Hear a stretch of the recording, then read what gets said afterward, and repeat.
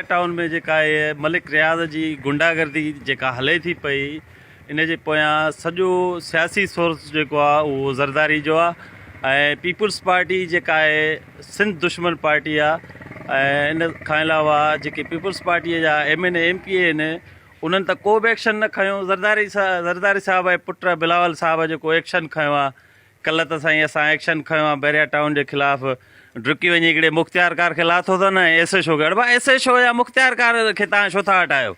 हटाइणो अथव त को IG हटायो, को DIG हटायो। मलीर SSP आहे उहो माना मलिक रियाज़ जो ईअं सम्झो लेफ्ट हैंड आहे। हुननि खे माना गिफ्टनि में लैंड क्रूज़र ऐं बंगला ॾिना था वञनि।